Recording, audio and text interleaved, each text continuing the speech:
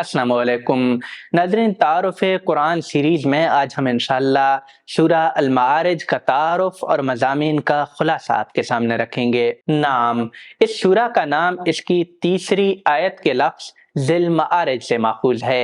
ये भी इस सूरा का मज़मून नहीं है बल्कि निशानी के तौर पर इसका नाम रखा गया है। ज़माने नज़ूल, इसके मज़ामीन शहादत देते हैं कि इसका नज़ूल भी करीब करीब उन्हीं हालात में हुआ है जिनमें सूरह अल-हाक़ा नाज़िल हुई थी। सूरा का अमूद और साबिक सूरा से ताल्लुक, ये सूरा साबिक सूरा सूरह अल-हाक़ा का जोड़ा है।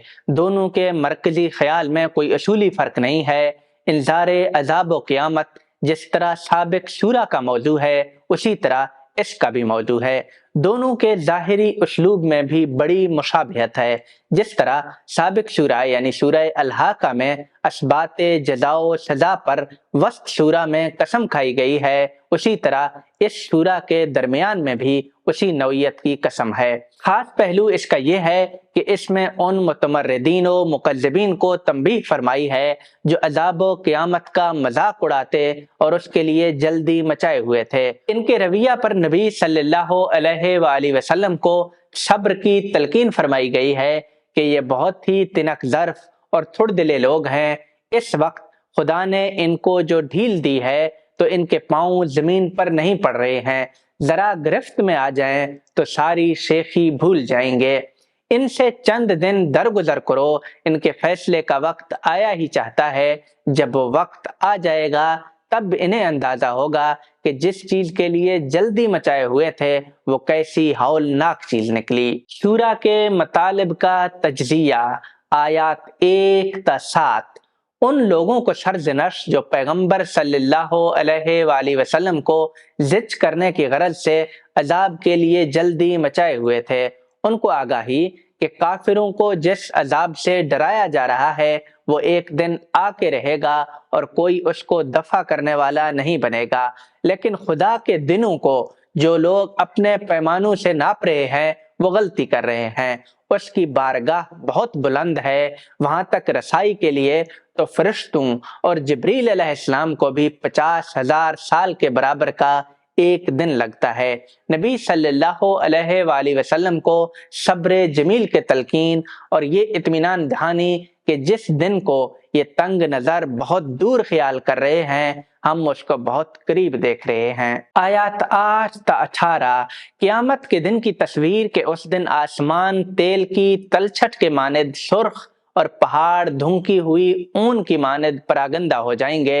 हर एक की कुव्वत व हमीयत बिल्कुल मुंतशर होकर रह जाएगी, कोई किसी का पुरसाने हाल नहीं रहेगा। उस दिन के अजाब से छूटने के लिए आदमी अपने सारे अजीजों, महबूबों, खानदान, कबीला बल्कि जमीन की हर चीज को फिदिया में दे देना चाहेगा।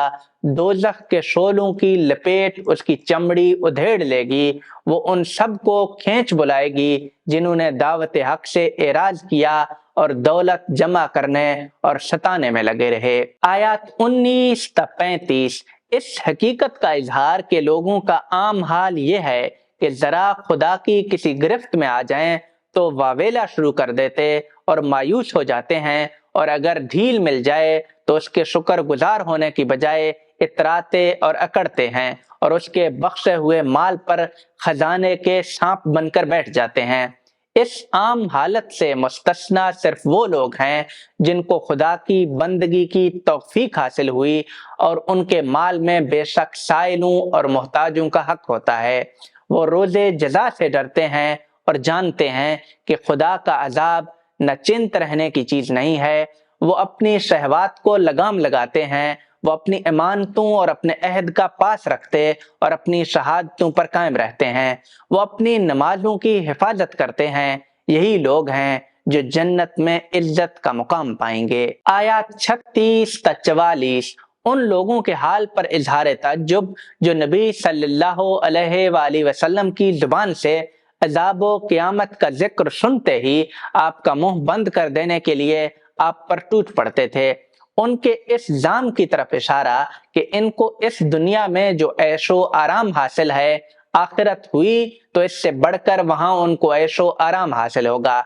اس ظلم کے سبب سے ان کے دلوں پر عذاب کی دھمکی بڑی شاق گزرتی تھی۔ ان کو آگاہ فرمایا گیا ہے کہ وہ اپنی خلقت کو یاد رکھیں، نہ دوبارہ پیدا کیے جانے کو بعید از امکان سمجھیں، نہ اپنے منہ میاں مٹھو بننے کی کوشش کریں۔ اللہ تعالیٰ جو مشرق و مغرب کا رب ہے، وہ ان کو دوبارہ پیدا کرنے پر پہلے سے بھی زیادہ قادر ہے۔ آخر میں نبی صلی اللہ علیہ وآلہ وسلم کو تلقین صبر کہ یہ لوگ جو شخن سازیاں کر رہے ہیں کر لینے دو، وہ یوم مرعود دور نہیں ہے جس دن یہ قبروں سے نہایت تیزی سے نکلیں گے، ان کی نگاہیں جھکی ہوئی ہوں گی اور ان پر ذلت چھائی ہوئی ہوگی۔ ناظرین، اس سورہ کے متعلق آپ تک یہی باتیں پہنچانی تھی۔ بقیہ سورتوں کا تعارف اور خلاصہ دیکھنے کے لیے تعارف قرآن پلے لسٹ پر کلک کریں۔ پلیز کامنٹ کر کے اپنی رائے سے آگاہ کیجیے گا۔ آپ کا بہت بہت شکریہ۔ اللہ حافظ۔